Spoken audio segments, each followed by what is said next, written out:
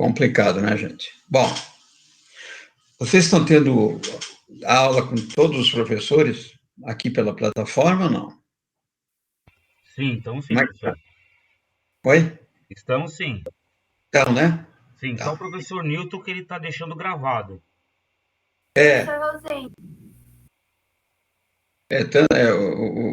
o gravado tem a vantagem de que todos podem acessar em qualquer hora. Mas eu acho que a aula, assim, em tempo real, a gente pode tirar dúvida, fica mais, né? Fica mais dinâmica um pouquinho, né? Eu tenho algumas coisas gravadas. Eu tenho o recurso de apelação gravado, tenho, acho que o embargo de declaração também. Depois eu vou dar uma olhadinha, eu vou gravar alguma coisa mais para deixar na plataforma. Mas eu acho que é melhor a aula em tempo real. O que vocês acham? É bem melhor, professor. É bem melhor. É melhor, né? Melhor porque dá para tirar dúvida, né? Sim, claro. Agora, os outros alunos, eu tenho aluno aqui que nunca entrou na plataforma, não sei Ah, mas qual é o... é que tem muito juiz na sala. Juiz, ó. O pessoal parece que já passaram na primeira, segunda e terceira fase da ordem já, professor. Sim, mas eles passaram na primeira, segunda fase da ordem, mas não passaram, não concluíram o curso ainda, né? Eu não sei. Bom, aí é um problema que não somos nós que vamos resolver. Muito bem. Vamos, então, aproveitar e falar do procedimento especial de jurisdição contenciosa, que é a ação de inventário e partilha de bens. Só para localizá-los, para não ter nenhuma dúvida. Nós até agora vimos ação de consignação e pagamento, ação de exigir contas, as ações possessórias, o embargo de terceiro, e agora estamos entrando com o inventário e partilha. Tá bom? A próxima que nós vamos ver, eu não sei se o inventário e partilha é um pouquinho mais longo, tem muito detalhezinho, talvez a gente não consiga terminar hoje. Mas o próximo procedimento depois vai ser a ação monitória, depois vai ser a dissolução parcial da sociedade, depois nós vamos falar sobre o uso capião, aí nós temos a lei de locação, que só essa aí deve de ser 3 aulas, porque é um conteúdo bastante longo. Nós vamos também falar de mandado de segurança. Tem muita coisa ainda para ver, né? E a gente vai se divertindo aqui pela plataforma. Só aproveitando sobre o trabalho, porque tem gente que está sabendo, mas tem outros que estão na dúvida, sei lá eu. Última vez que eu vou falar sobre esse trabalho aqui, então. O trabalho de avaliação é para ser entregue de 11 a 15 de maio, certo? Por e-mail, lá pelo prof.clovis@uol.com.br. Tal qual eu falei para a prática, nós vamos, lá no assunto, identificar nono A, o número do RA e o nome completo de vocês. E eu vou, recebendo o trabalho de vocês, né, vou devolver com um recibo com o número de um protocolo, tá bom? A hora que for abrindo o e-mail, eu já vou marcando aqui na lista de presença de vocês, para eu poder estabelecer esse controle, tá? E vocês têm um instrumento, que é uma revisão lá, se não me engano, sobre ação de consignação e pagamento. Não lembro se é consignação ou é da... É um instrumento que eu passei para vocês. Se eu passei 2, não tem problema nenhum. Vocês vão escolher um instrumento, tá? Porque teve uma sala aí que eu passei 2, e aí ficou essa dúvida. Eu quero um instrumento, que vai valer 1 ponto. Se eu passei 1, vão me devolver esse. Se eu passei mais de 1, vocês vão escolher o que vocês quiserem, tá? E esse instrumento vocês vão me mandar agora, entre 4 e 6 de maio, tá? Já faz tempo que eu passei esse instrumento. Porque eu vou fazer o teste da questão da recepção e do protocolo para que a avaliação institucional, então, eu tenha já certeza de que vai funcionar, tá bom? O trabalho vale 9 pontos, sendo que a primeira questão vai valer 3 pontos e a segunda questão, sobre as possessórias, vai valer 6 pontos, tá? Então, trabalho de processo vale 9, de 11 a 15. Instrumento vale 1, de 4 a 6, que vocês vão me enviar, tá? E no trabalho, na questão do trabalho, vocês vão indicar quais as fontes que vocês eventualmente pesquisaram, tá? Ou foi na internet, ou foi alguma obra, algum livro, alguma coisa, tá bom? Combinado? Sem dúvida, a partir de segunda-feira eu já começo a receber os trabalhos de vocês. É de segunda, terça e quarta, tá bom? Desse jeitinho aí, é um trabalho só, então não vai ter nenhuma dificuldade para vocês. Muito bem. Com relação ao inventário e partilha, o que nós vamos considerar inicialmente?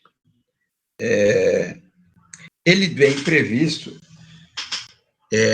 do artigo 610 ao artigo 673 do CPC. Vejam que é um procedimento que está previsto em praticamente 64 artigos no Código, né? Então, ele vem bem detalhado, ele é bem minucioso, tá? Ele é um procedimento bem minucioso, mas que, no fundo, não é de tanta dificuldade, tá? Mas ele é bem detalhado, tá? E tem uma sequência detalhada para que o inventário inicie e se encerre, né, sem maiores problemas com o encerramento do espólio. Muito bem. A finalidade do inventário e partilha. Nós encontramos lá no direito material, no artigo 1829 do Código Civil. Então, a forma de partilha, os quinhões hereditários que vão ser atribuídos, isso tudo é questão de direito material, que vocês já devem ter visto lá com o professor Carvalho Pinto, quando estudaram o direito das sucessões. Nós vamos verificar aqui o procedimento, a forma de se realizar esse inventário e partilha, né? Consumando aquilo que está previsto no direito material. Lá fala de quem é que tem direito. O Código de Processo fala como é que se alcança esse direito por ocasião do falecimento, né, do autor da herança, que é o de cujus. Muito bem. O que diz o artigo 1829 do Código Civil? É o processo judicial pelo qual o cônjuge sobrevivente, logicamente que se tiver cônjuge, às vezes não tem, né? Ou se tem, já faleceu, ou qualquer outro herdeiro legalmente habilitado, requerer ao juiz, né, a abertura da sucessão dos bens deixados pelo falecido. E o próprio Código fala como que é o de cujus. De cujus é o falecido, né, que é também o autor da herança. E a partilha dos mesmos entre os herdeiros. Entre os herdeiros, né? Vocês vão dizer, não, mas e o cônjuge? É herdeiro ou não? Depende, né? Tem horas em que ele é herdeiro, tem horas em que ele é meeiro. Vai depender muito do regime de casamento que ele está submetido, tá? Então, é o meio legal adequado, né, para fazer a partilha dos bens, transferir os bens do falecido para os seus respectivos herdeiros, tá? Para que os herdeiros possam, através de um título aquisitivo, né, da propriedade dos bens do falecido, usufruir desses bens. Só que O inventário não trata apenas... Mildo, desliga o microfone, por gentileza, meu amigo. Tá? Só quando você for perguntar. Aí tudo bem, tá? Senão dá esse barulhinho chato aqui. O inventário, ele contempla os bens, os direitos e as obrigações. Tá?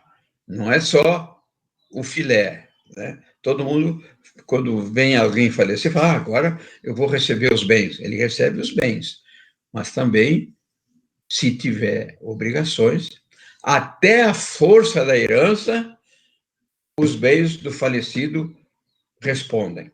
Tá? Então, se o falecido tinha 200 de patrimônio e deixou dívida de 150, na verdade, primeiro vai ter que pagar os 150 da dívida e só vai fazer a partilha dos 50. Tá? Agora, se eventualmente ele deixou 100 de patrimônio, né, bens e direitos a receber, e tinha dívida de 150, vai pagar as dívidas até o 100, que é o montante, o valor dos bens que ele deixou. E os outros 50, aí não vai ter jeito, aí vai para a bacia das almas. Aí não tem jeito, os credores é que vão perder. Tá? Então, o inventário é isso, tá? É o meio pelo qual o cônjuge sobrevivente, se tiver, ou qualquer outro herdeiro legalmente habilitado, requerer ao juiz a abertura da sucessão dos bens. E depois é disso que nós vamos falar e a forma como isso vai ser processado. Quando é que deve ser aberto o inventário? O inventário deve de ser aberto até 2 meses a contar da abertura da sucessão. Quando é que abre a sucessão? A sucessão abre na data do óbito. Tá? Até enquanto o autor da herança, o de cujos, obviamente é vivo, não se fala em herança, não se fala em divisão dos bens. Tá? Pelo inventário. Pode ser dividido por partilha amigável, pode haver doação, enfim. Mas a sucessão do falecido para partilha dos seus bens, direitos e obrigações ocorre a partir do primeiro dia útil. Não, aí não é dia útil. A partir do primeiro dia subsequente à data do falecimento. E são 2 meses. Nesses 2 meses, tem que se tomar um cuidado danado. Por quê? 2 meses não são 60 dias. Tá? Nós já vimos o Código Antigo, né, o Código de Processo que foi revogado em 2016, ele falava em 60 dias. Então, 60 dias a gente contava, né? Normalmente ia ser 2 meses menos um dia, porque tem um mês de 30 e um mês de 31. Então, muita gente perdia a data da abertura do inventário porque contava 2 meses fechado. Por exemplo, março e abril. Março e abril não são 60 dias. Março e abril são 61 dias. Hoje fala em 2 meses. Aí acontece o outro problema. Favoreceu porque, em tese, são 61 dias. Só que tem que tomar cuidado com o mês de fevereiro. Que o mês de fevereiro ou tem 28 ou tem 29 dias. Tá? Então, é complicado. São 2 meses.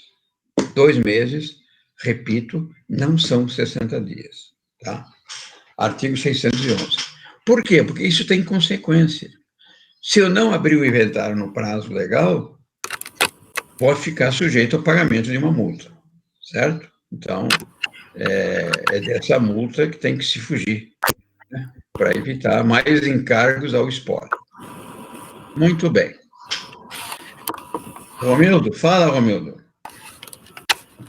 Seu dedo está nervoso hoje, hein? Vamos ver aqui se o Romildo está nessa sala aí, que eu não estou até agora, não. Ele aparece lá, mas ele não aparece aqui. Olha aí, o Romildo. Muito bem.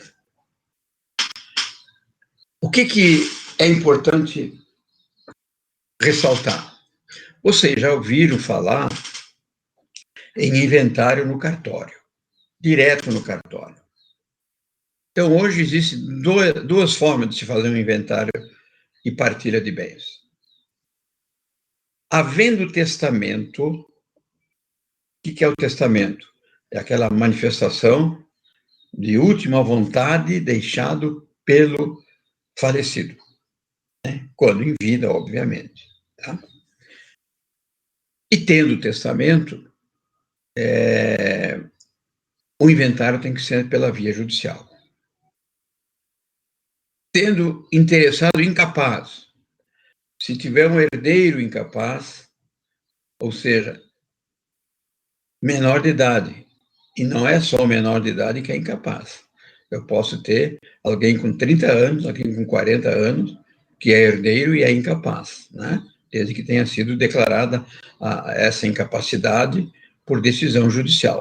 Pessoa que tem mais do que 18 anos, mas ele, por uma deficiência, por uma necessidade especial, ele não é considerado apto para os atos da vida civil.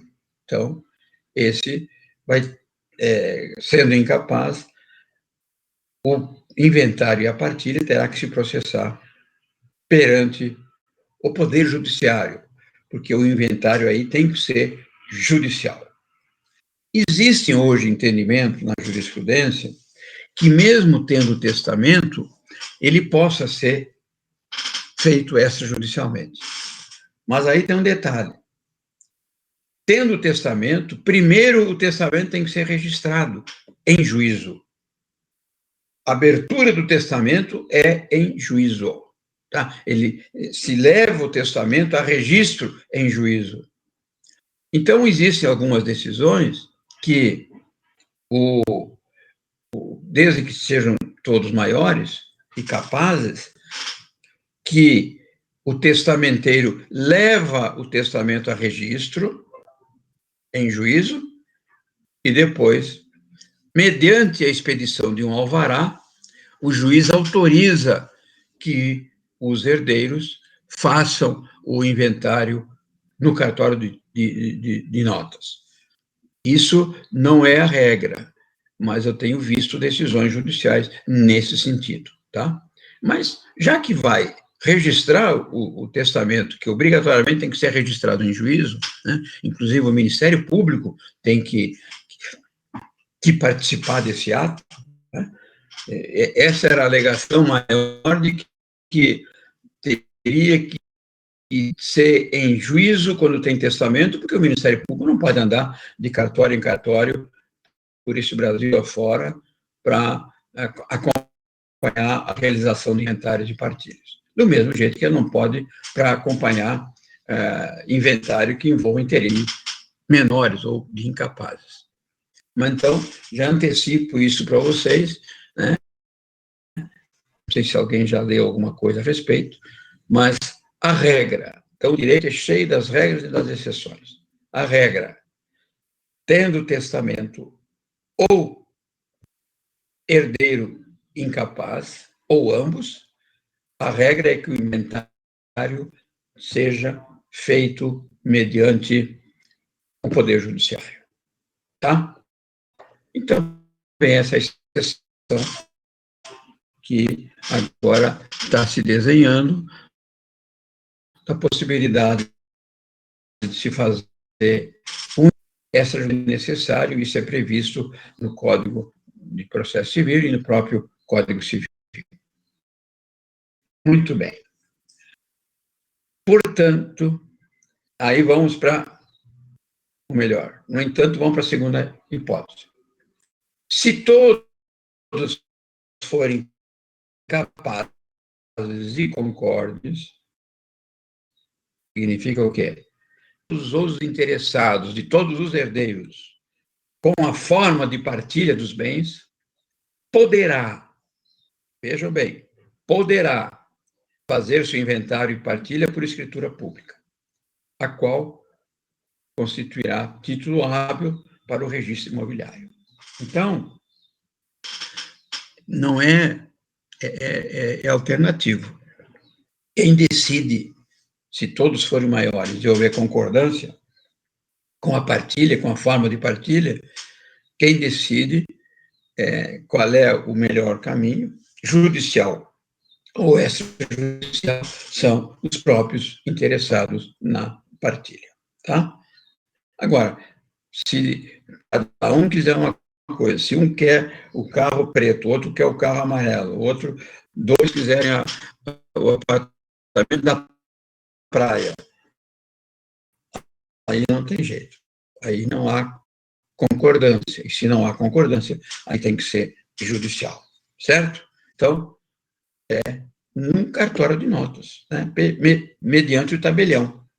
Em Guarulhos, nós temos 4 cartórios de notas. Então, qualquer um deles pode ser escolhido pelas partes para fazer o inventário. E lá, o inventário vai se consumar através de uma escritura pública.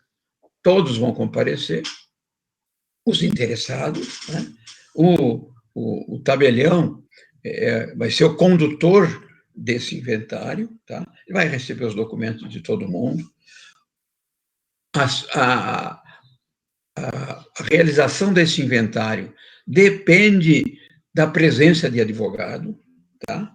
Não pode ser lavrado um inventário e partilha perante o tabelionato sem a assistência de um advogado. Só que aí pode ter um advogado e pode ter vários. Se tiver vários herdeiros, eles podem optar por um único advogado.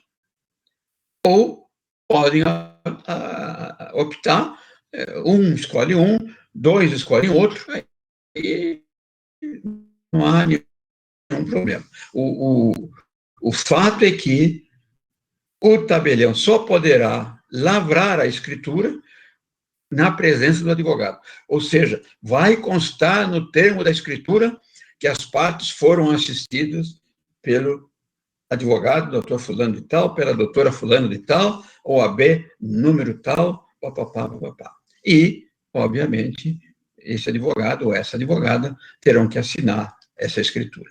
Certo? Até aqui, tranquilo? Nenhuma perguntinha, não? Muito bem. Quem é que tem legitimidade ativa para abrir o inventário? Quem começa o inventário? Então, o falecido, né, deixa esse mundo aqui, alguns dizem que é para melhor, outros que é para pior. Eu ainda prefiro ficar na pior por aqui, né? Mas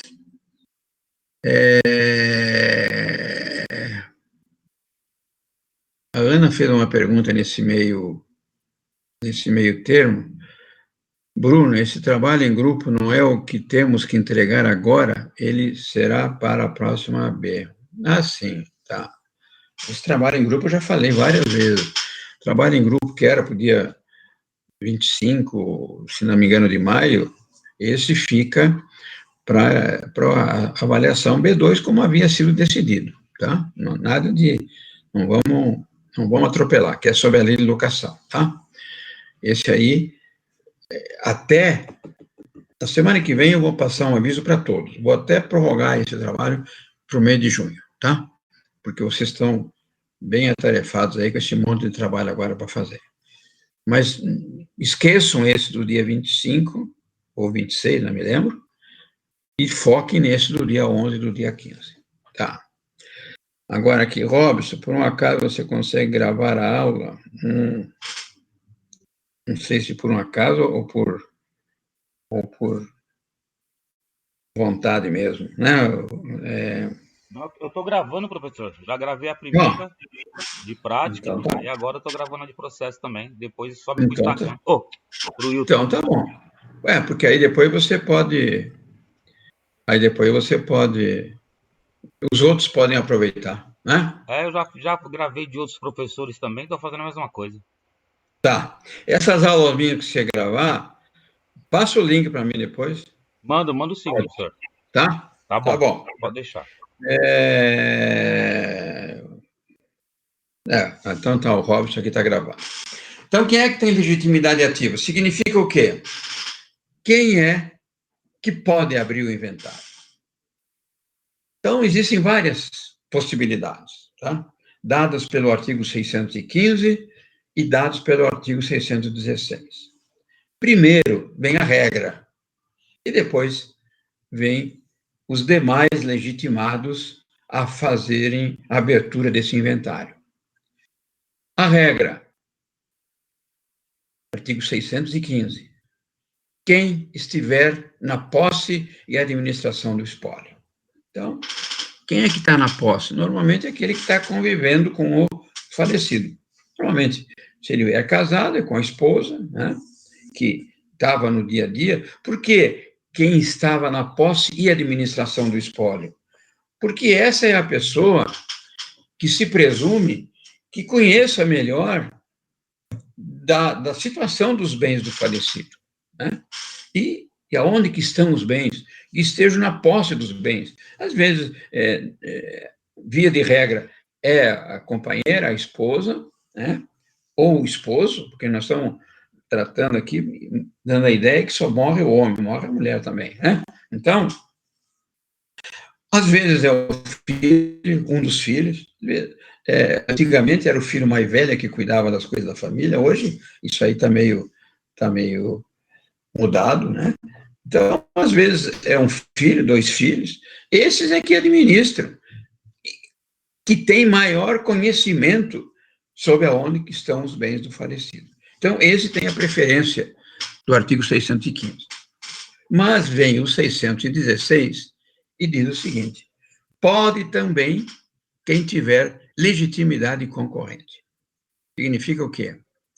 Na falta da abertura do inventário por quem está na posse ou na administração, qualquer dos mencionados aqui no artigo 616 são legitimados a abrir o inventário. E aí temos um rol, o cônjuge supérstite. Então, se o cônjuge não está na administração dos bens, né, não está na posse dos bens, ele poderá abrir o inventário.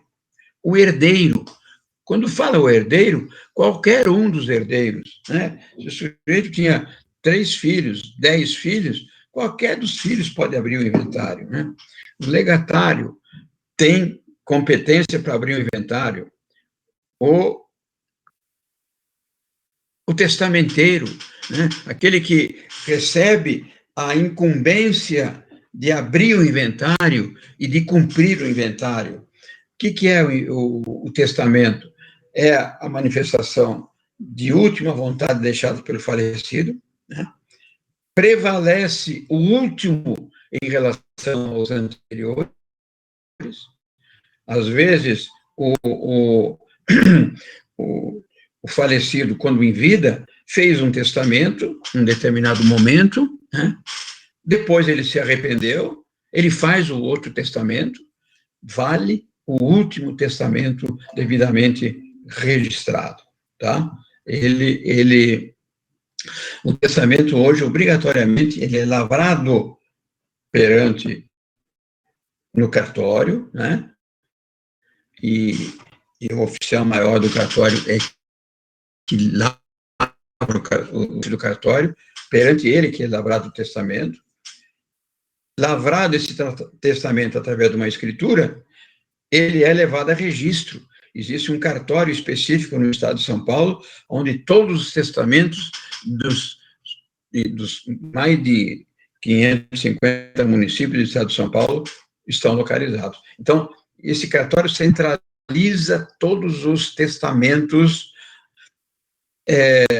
que forem formalizados. O último testamento é o que prevalece. Então, no testamento, o falecido, quando em vida, deixou alguém para cumprir o testamento, né? Que nem sempre é o herdeiro. Às vezes é um dos herdeiros, mas ele pode nomear um terceiro para que seja o testamenteiro. Às vezes é um advogado de confiança, que era de confiança do falecido, que vai servir de testamenteiro. Então, esse testamenteiro, se quem está na administração, se o cônjuge, se os filhos não abrirem o inventário, esse testamenteiro pode, no prazo de 60 dias, ir em juízo e requerer a abertura do inventário. Aí depois todos vão ser citados e aí vai transcorrer normalmente e a função do testamenteiro é registrar o testamento para que se faça valer a vontade deixada pelo falecido.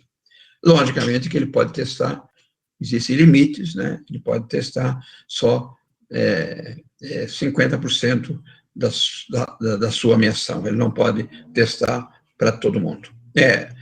Mais do que o quinhão estabelecido no Código Civil. O cessionário do herdeiro ou legatário. Então, o próprio cessionário do herdeiro, que tem interesse, né, pode abrir o inventário. O credor do herdeiro, do legatário ou do autor da herança. Vamos imaginar que o falecido, ele tinha dívidas com terceiros, né? Ou tinha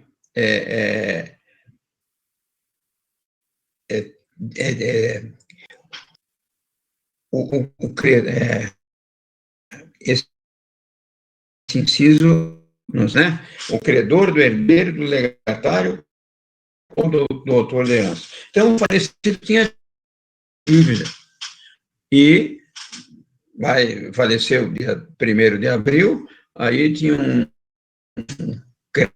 crédito de um terceiro de que o devedor faleceu. E aí? Os herdeiros, todo mundo também se finge de morto e ninguém quer saber das dívidas. Todo mundo quer saber dos bens. Ele aguarda a abertura do inventário para poder habilitar o seu crédito no inventário, né? Para poder receber o crédito. Se, eventualmente, não for aberto o inventário no prazo legal, esse credor do autor da herança pode requerer a abertura do inventário.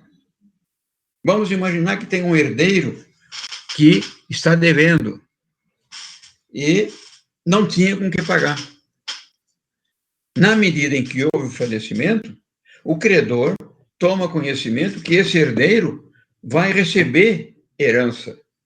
Então, esse credor do herdeiro, se não abrirem um inventário aqueles nomeados anteriormente, ele, na qualidade de credor do herdeiro, vai declarar isso em juízo e vai fazer a prova do seu crédito do herdeiro, vai provar de que aquele herdeiro é filho do falecido, que deixou o patrimônio, e ele pode requerer a abertura do inventário. Por quê? Porque, fazendo a partilha dos bens do inventário do falecido, em favor do herdeiro, daquele quinhão hereditário recebido pelo herdeiro, o credor poderá, então, fazer a eventual penhora e receber o valor pelo meio regular.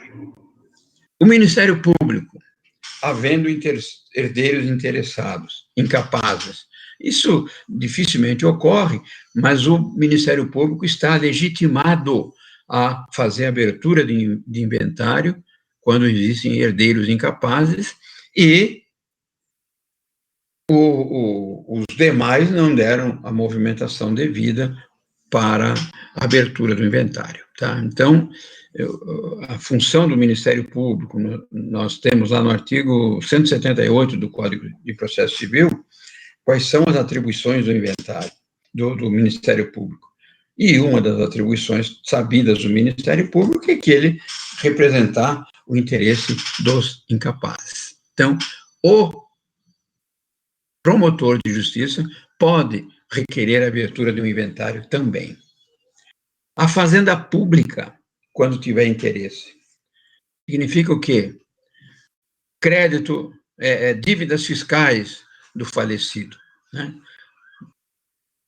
Tendo dívida fiscal do falecido e não havendo abertura do inventário por parte dos demais relacionados no Código de Processo, a própria Fazenda Pública, fazendo a prova de que ela é credora do espólio, ela pode também requerer abertura do inventário.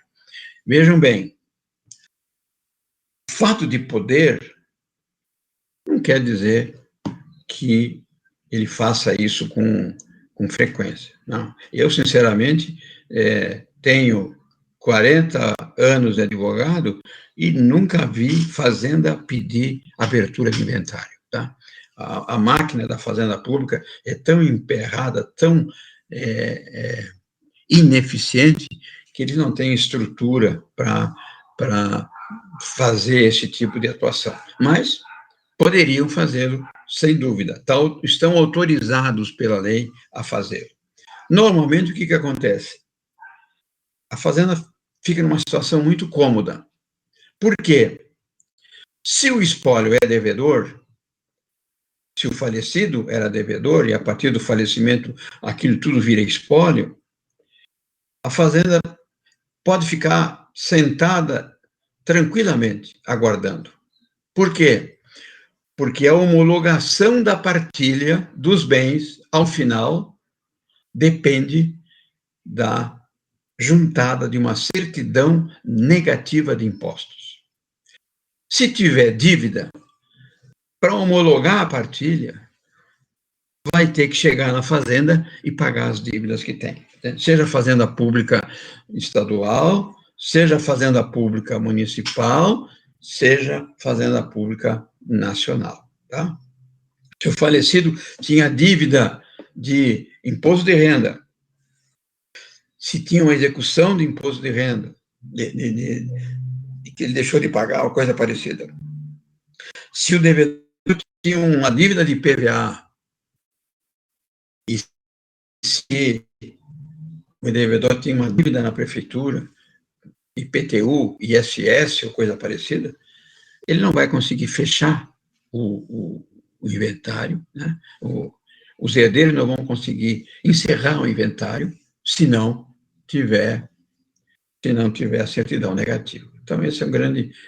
Por isso que a Fazenda Pública se acomoda, porque ela sabe que sem essa certidão não se conclui inventário nenhum. E, enquanto não se conclui o inventário, ela continua credora do espólio. Aí vem, no inciso 9, o síndico da falência do herdeiro, do legatário, do autor da herança ou do cônjuge supérstite. Então, processo de falência. O que acontece no processo de falência? No processo de falência, todos os bens do falecido, do falido, né? E os bens que ele era proprietário são indisponibilizados, porque todos eles são carreados para a massa falida. Né? Então, todos os bens vão para lá. Aí, normalmente, na falência, ocorre o quê? Vende todos os bens e não paga todas as dívidas. Então, normalmente, a massa falida sempre fica credora. Né? Ela precisa de valores, porque se insuficiência de bens do falido, ele não teria falência decretada. A falência é justamente por quê? Porque a soma dos bens do falido não atingem a soma das dívidas do falido. Por isso que vem a falência ser decretada. Então, se eventualmente a massa falida arrecada os bens, vende os bens e não consegue pagar tudo, e o falido recebe uma herança, não herdeiro do legatário, do autor da herança ou do cônjuge supérstite. Então, o síndico da falência tem legitimidade para abrir o inventário, tá?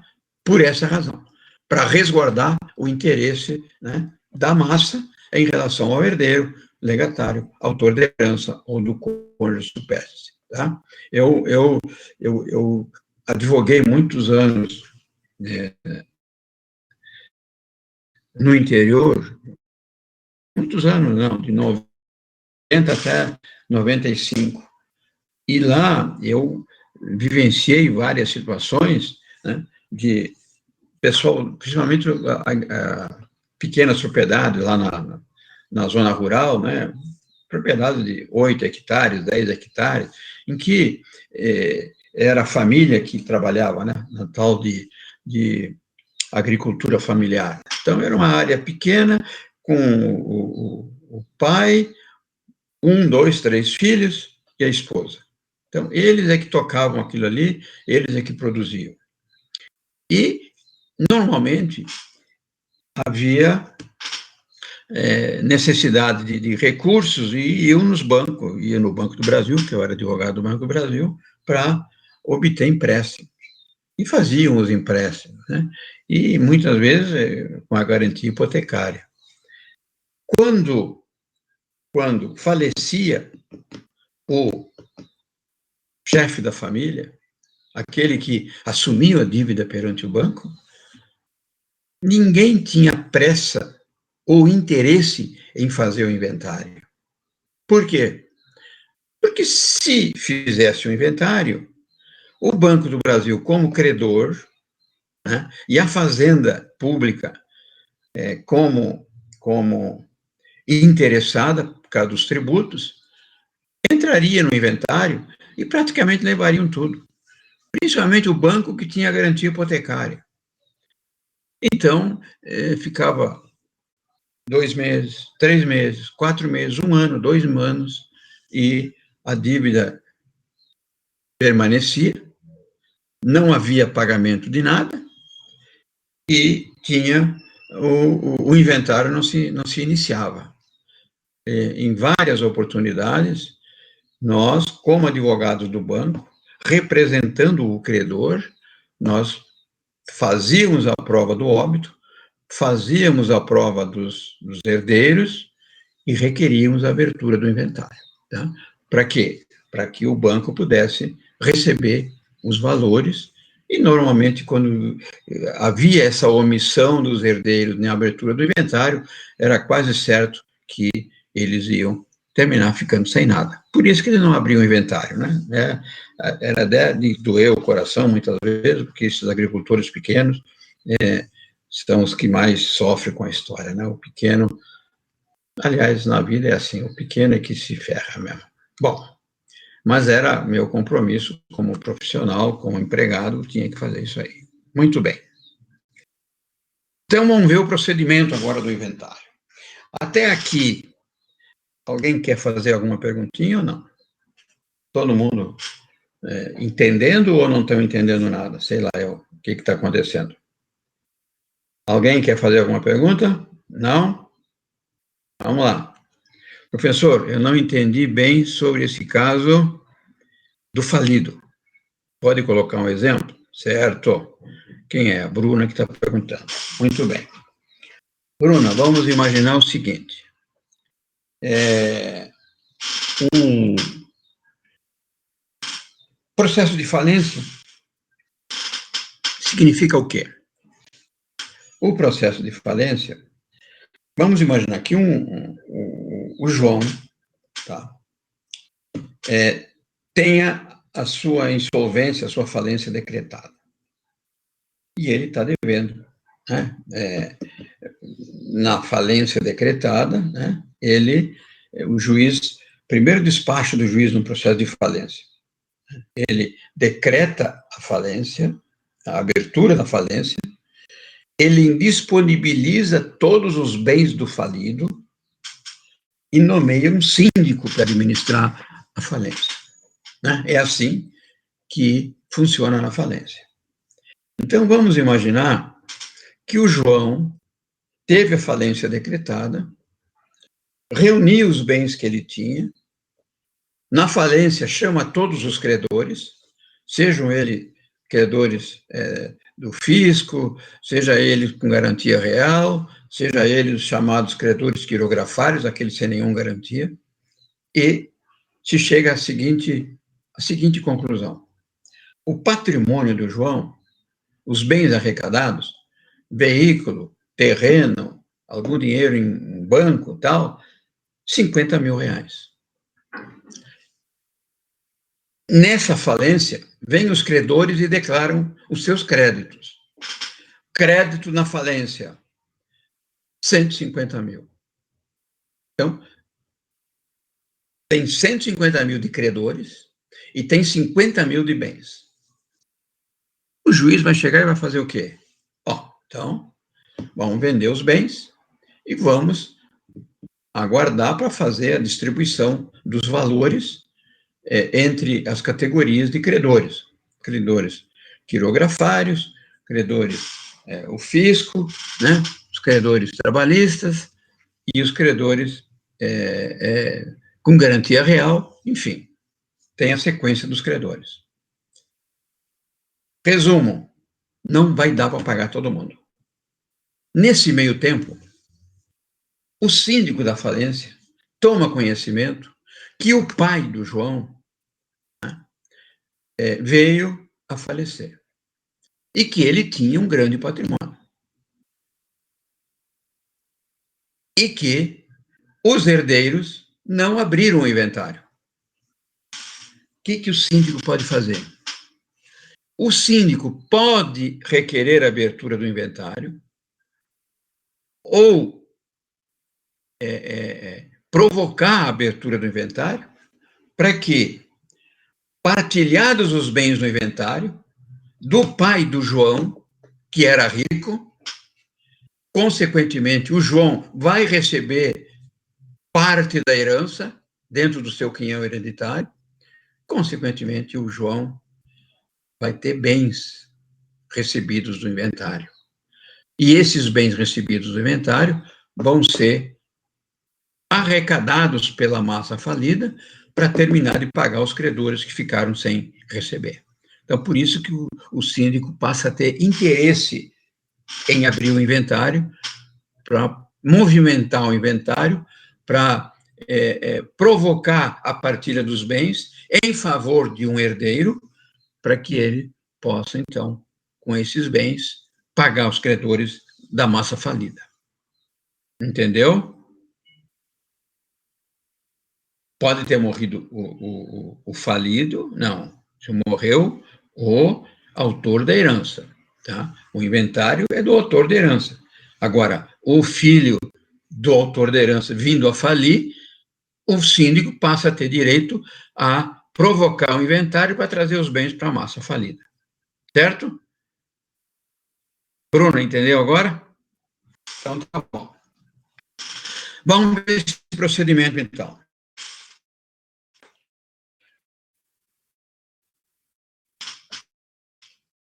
Na via judicial. Na via judicial, depois a gente vai ver.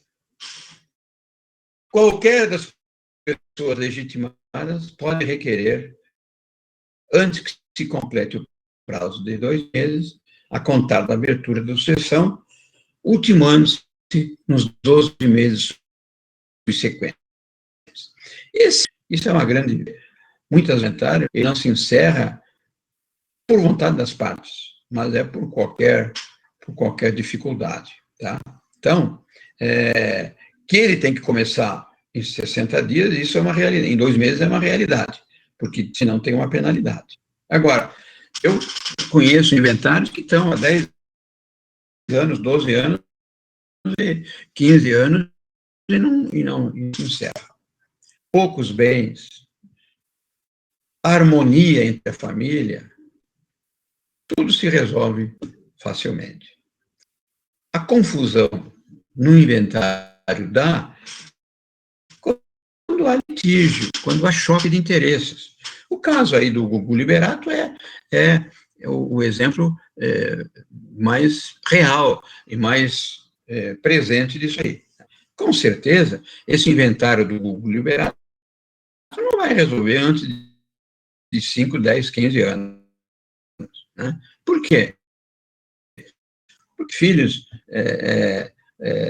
do Gugu, né, tem a esposa do Gugu, que é esposa, mas não é esposa, ninguém consegue entender isso. Né? Agora apareceram os companheiros do Gugu. Né? Então, existe testamento onde o Gugu deixou bens, praticamente deserdou a própria esposa. Então, existem várias ações em andamento aí, e esse inventário não vai acabar em 12 meses, mas nem que a vaca tussa. Do coronavírus aí, que os prazos processuais está tudo suspenso, e não se sabe nem o desenvolvimento disso aí, o que vai dar. Tá? Então, tem uma previsão de 12 meses, mas não existe nenhuma penalidade se ele não se encerrar em 12 meses. Tá? Agora, tem que ser aberto em 2 meses. Essa é a previsão do artigo 611 do Código de Processo Civil. Muito bem. E se não abrir em 2 meses? Aí vai haver a incidência de multa, né, sobre o valor dos bens. Aí fica um pouquinho mais caro.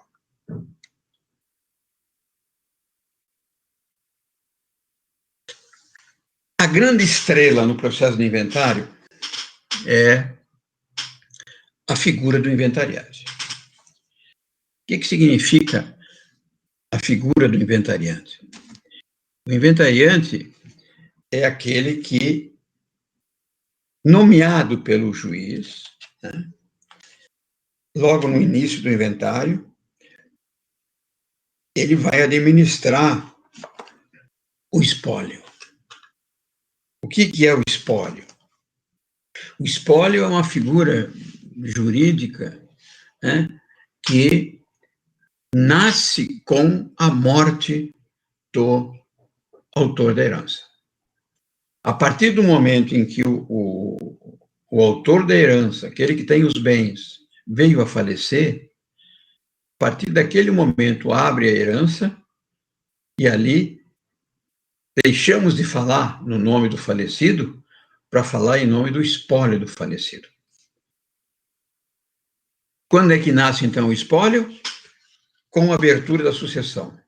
Quando é que se dá a abertura da sucessão? Quando do falecimento do decujus. E até quando dura a figura do espólio?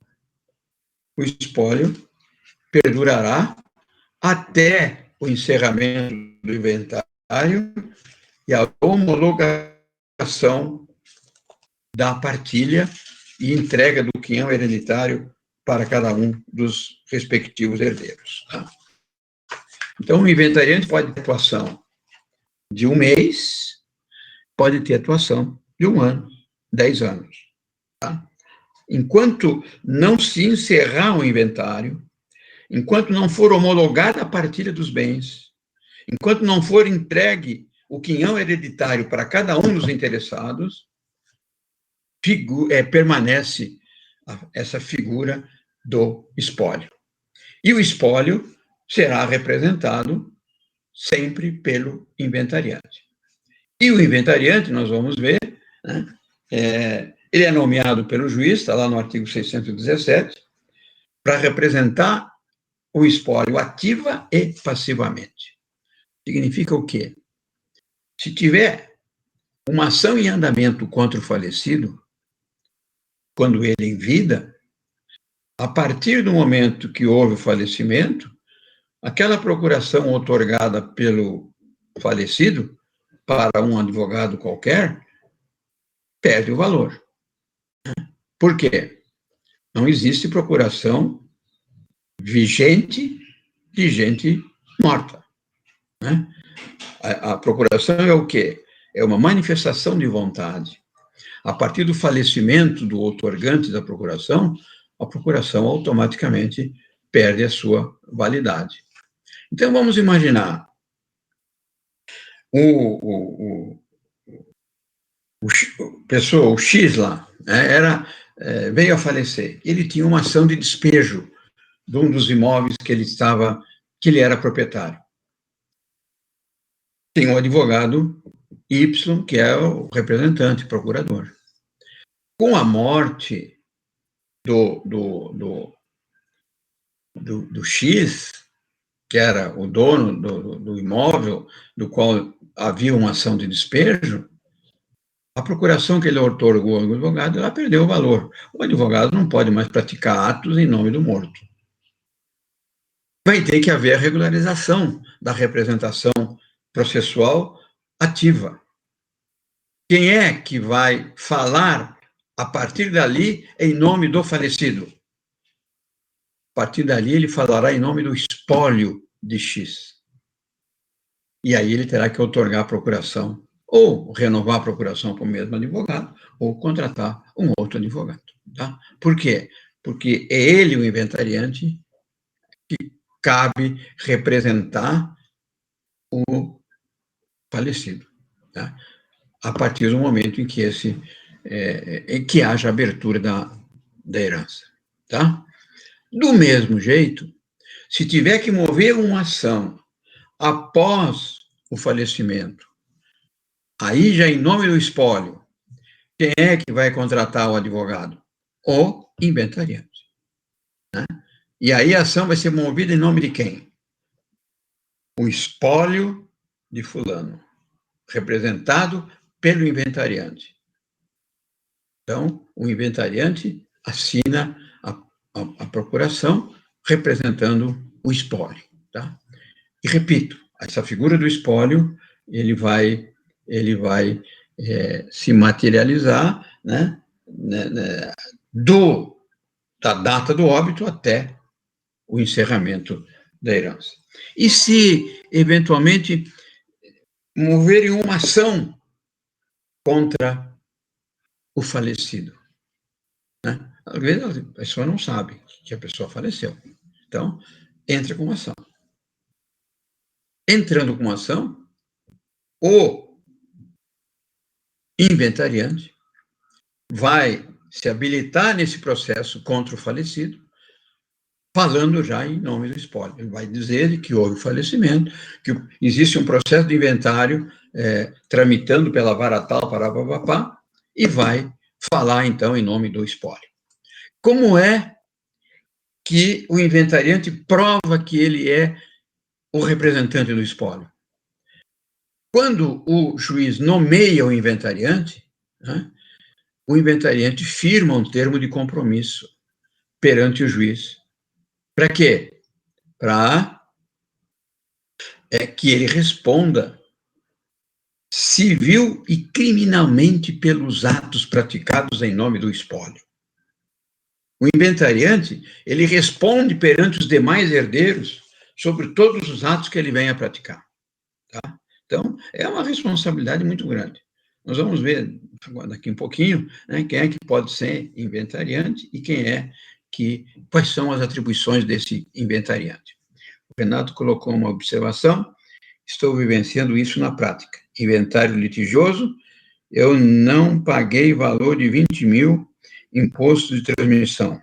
Meu nome foi para o Cadim. Pois é. Essa aí, viu, Renato? E você não vai sair do Cadim sem pagar esse imposto. Esse que é o grande problema, tá? Por isso é que o inventário não pode se dizer que ele vai acabar em 2 anos, em 1 ano, melhor dizendo. Por quê? Ora, se tem imposto a pagar, dívidas a pagar, e os herdeiros não têm como pagar, eu não consigo ultimar o inventário. O inventário vai ficar parado, aguardando, vai para o arquivo. E aí? Vou fazer o quê? Vai matar o herdeiro para ele pagar dentro de um ano? Não, não tem dinheiro, não vai recolher o imposto. A fazenda, o titular do imposto é a fazenda pública, né? O que é a fazenda estadual? O que a fazenda faz? Comodamente, dispara lá um bloqueio e joga o indivíduo no cadim. No cadim, ele fica marcado, porque ele não vai poder fazer mais empréstimo em Banco do Brasil, em Caixa Econômica Federal, BNDES, bancos públicos de uma forma geral, né? E vai ter dificuldade para gerir a sua vida. Ir para o Cadim é um inferno. Posso dizer para vocês, e, Renato, não quero te assustar, mas ir para o Cadim é pior do que ir para o Serasa. Porque o Serasa você vai dar um jeito daqui e dali e parcela a dívida e papapá e paga e sai do Serasa. O Cadinho não tem muito disso, tá? Então, eu já tive no Cadinho uma vez, em 2001, tá? Quando eu fui surpreendido, o gerente do Banco do Brasil, onde eu tenho conta, me ligou, falou, Clóvis, o que houve? Você está no Cadinho? Que Cadinho, pô? Você está louca? Eu falei, não, estou sim, está sim. R$ 162. Mas que negócio de cadinho, R$ 162, né? Eu não conseguia localizar o que era, tá? Eu fiquei quase um mês para descobrir o que era. Eu, quando morei no interior, eu tinha um sítio e tinha uma Brasília. Aquelas brasilinhas velhas, 78, acho que era. Quando eu vim embora para São Paulo, que vendi meu sítio, eu dei a Brasília para o caseiro e assinei o recibo de transferência. Naquela época, a gente não tinha que ir no cartório para assinar, para reconhecer firma. Então, eu preenchi o recibo, coloquei o nome dele, fui no cartório, reconheci firma, entreguei para ele. Está aqui, ó. Brasília é o presente que eu estou te dando pelos 5 anos que você trabalhou comigo. Muito bem. E vim embora. Nunca mais lembrei desse negócio. Aí depois fui surpreendido, né? Faltava um ano para pagar o IPVA, ele não pagou, depois que eu passei a Brasília para ele, nunca mais pagou o IPVA, e aí pegou, acho que foi 2 anos, ou um ano só, é o último ano, quando paga até 20 anos do carro, né? Então, em 97, 98, ele parava de pagar, e eu dei a Brasília, ele simplesmente, dei a Brasília para ele em 96, ele não pagou. Olha, a trabalheira que me deu, né, eu não conseguia emitir a guia, não conseguia saber do que era. Aí um despachante conseguiu levantar para mim, tá? Eu tinha a prova que tinha vendido o carro, mas eu fiz as contas que eu ia gastar muito mais para provar que eu não devia, né? Só para ir lá para Tatuí, que é onde era o enrosco, são 6 pedágios para ir, 6 para voltar. Então, só de pedágio eu ia gastar mais do que isso. Aí, terminei pagando para poder sair desse cadinho aí. Mas, olha, é isso aí mesmo, pagar ou pagar, viu, Renato? E aí o inventário está parado, com certeza, né? E sem pagar, você não vai conseguir homologar. E sem homologar, né, aí vai passando, vai passando. E a dívida vai aumentando, isso que é o pior. Eu não sei se tem como fazer um parcelamento disso aí perante a Receita, né? Precisa ver, é tributo federal ou é tributo estadual? Aí vai depender, né? Onde que você vai ter que procurar para tentar fazer um acordo. E quem é que vai ter que fazer o acordo? O inventariante, né? Porque o acordo aí não vai poder mais ser feito em nome do falecido, vai ter que ser feito em nome do espólio do falecido. E o inventariante é que vai ter que desbloqueio de valores da conta do inventário. Aí tem que brigar. Só que essa briga pode demorar um mês, não tem como acabar o inventário naquele um ano que a lei prevê, certo? Muito bem. Então, a obrigação do inventariante, né, ele vai ser nomeado e vai representar ativa e passivamente, respondendo civil e criminalmente por eventuais danos e prejuízos que venha provocar no inventário. Vamos só, para encerrar hoje, ver a questão da nomeação do inventariante, tá? E as incumbências do inventariante. Então, nós vamos ter aí o artigo 617, e aí vocês devem estar com um código aí em mãos para poder, o que ele tem que fazer. O juiz nomeará inventariante na seguinte ordem. Então, como é que o juiz escolhe o inventariante? O cônjuge ou companheiro sobrevivente, desde que estivesse convivendo com o outro ao tempo da morte. Então, a primeira escolha deve recair, né, cônjuge ou companheiro que estivesse convivendo. Equivale a dizer o quê? Aquele que está na administração, que estava e ficou na administração dos bens do falecido. Depois vem o herdeiro que se achar na posse ou na administração do espólio, se não houver cônjuge ou companheiro sobrevivente, ou se esses não puderem ser nomeados. Então, esse é o inciso 2. Então, a preferência é do cônjuge, depois do herdeiro. Aí vem o inciso 3. Qualquer herdeiro, quando nenhum deles estiver na posse ou na administração do espólio. Então, se o cônjuge não assumir, e muitas vezes o cônjuge não quer esse encargo, né? Às vezes é muito penoso, já perdeu o marido, a esposa, perdeu o companheiro, a companheira, né? E é meio traumático, não são todas as pessoas, normalmente mais idosas, que têm a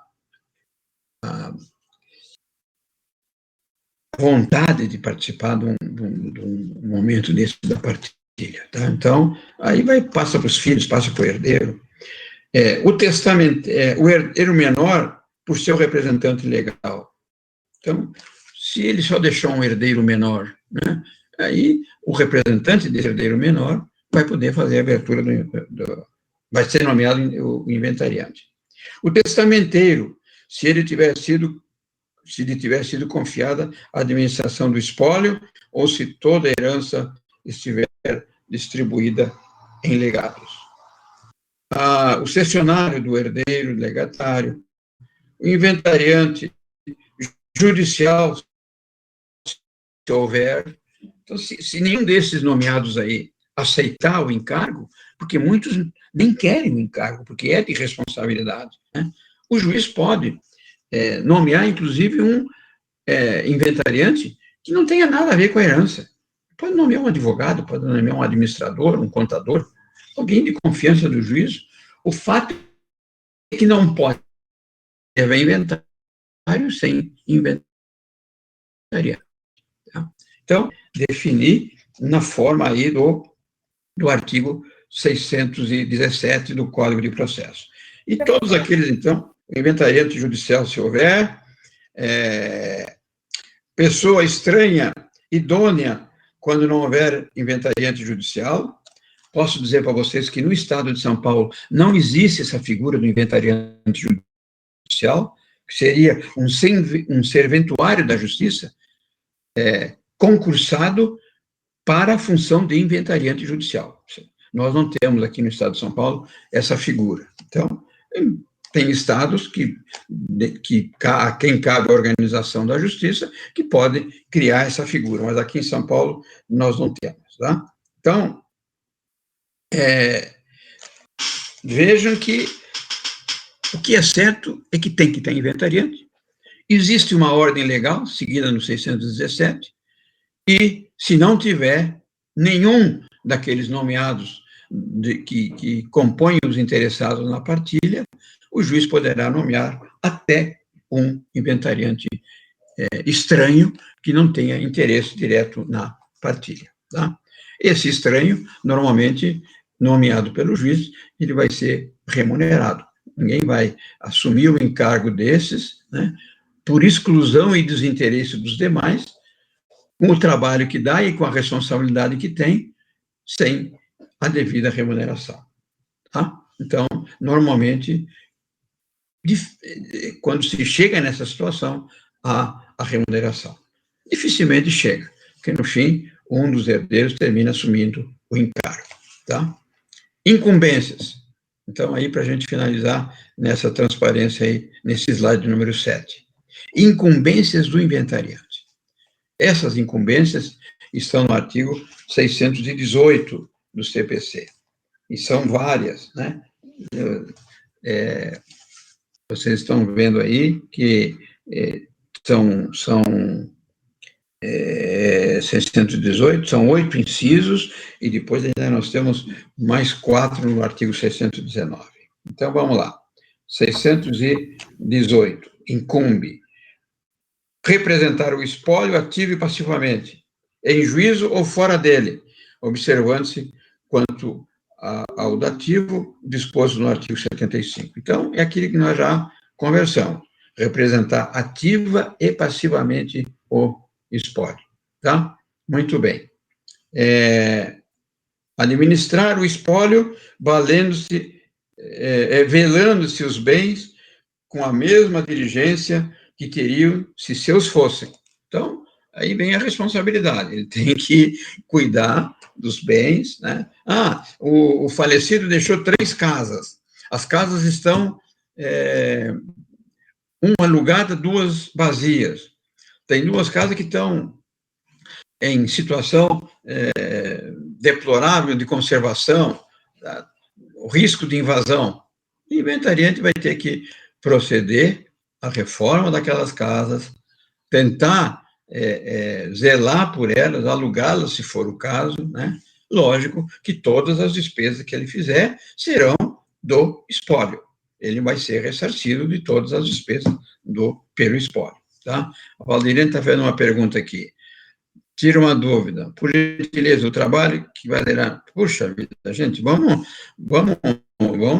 terminar o assunto para depois tirar as dúvidas. Não vamos interromper para fazer perguntas do trabalho, que eu já falei tantas vezes desse trabalho. Dúvida aí, tá bom? Vamos lá. Professor, Oi. eu tenho uma dúvida, mas é referente a esse processo de inventário. Se por um acaso o falecido ele não for casado no cartório, Sim. união está, mas ele teve um filho com essa esposa, teoricamente esse filho será herdeiro. Sim. Necessário. Sim. Não, só que o herdeiro necessário, ele vai ter que dividir com os pais por ser ascendente? Ele vai ter o quê? Que dividir a herança com os pais. Não, aí vem o direito a Tá, veja bem, o filho vindo de um outro relacionamento, ou tá cheio de gente aí que tem filhos de 2, 3, 4 relacionamentos. Concorrem com os mesmos direitos com os irmãos, tá? Seja filho de João, seja filho da Maria, seja filho da Joana, eles vão entrar no inventário como herdeiros em igualdade. Não tem esse negócio de... Porque o filho, ele é filho do pai com a Joana, e não filho do pai com a esposa atual dele, que um tenha mais direito do que o outro. Tá? Se a companheira, eventualmente, não for... Se ele não for casado e deixou a companheira, participação, mas primeiro ela vai ter que fazer a prova da existência da união estável. Tá? Ela vai ter que mover uma ação... Eu digo a divisão da herança com os pais do falecido. Ele tem um único filho e ele já é herdeiro e o processo de inventário está correndo. Se os pais do falecido entrarem no processo de inventário, eles vão ter que dividir, esse menino vai ter que dividir a herança com os... Se tiver um filho, mesmo que seja de um outro relacionamento, esse filho é que vai herdar. Os pais do falecido não vão herdar. Eles só herdam na ausência de herdeiros filhos. Tá? Tá, agora eu entendi.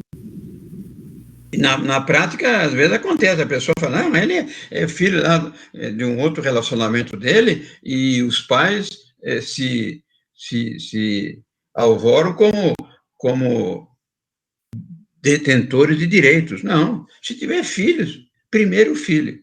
O pai vai na ausência dos filhos. Tá? Oi? Tá, certo, professor. Entendi, obrigada. Tá bom.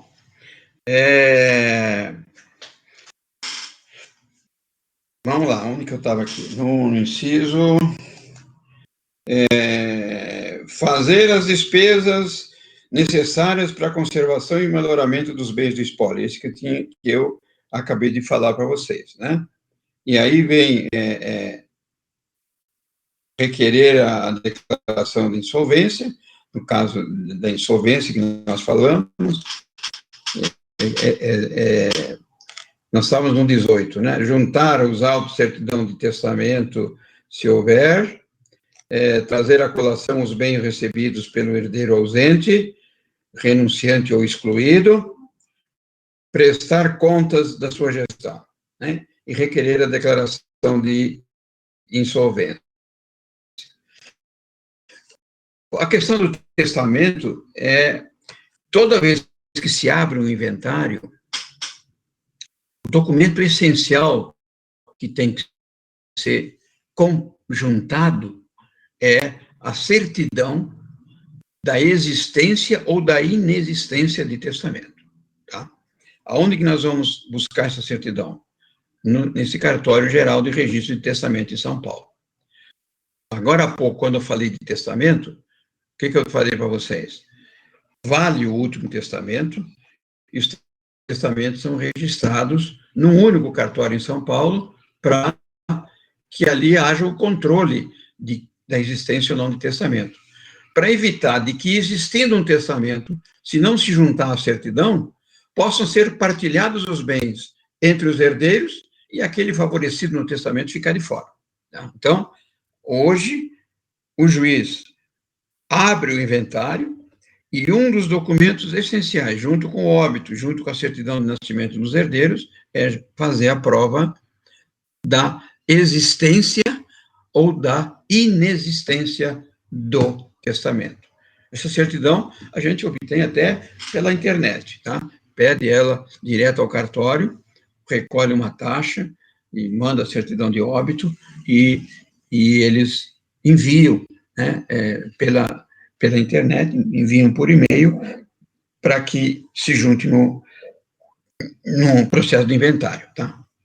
Lógico que tem que ser facilitado. Imagine alguém lá de Andradina, Presidente Prudente, Ribeirão Preto, ter que vir aqui no cartório de São Paulo para tirar uma certidão. Então, hoje existe essa possibilidade de se buscar essa certidão pela internet.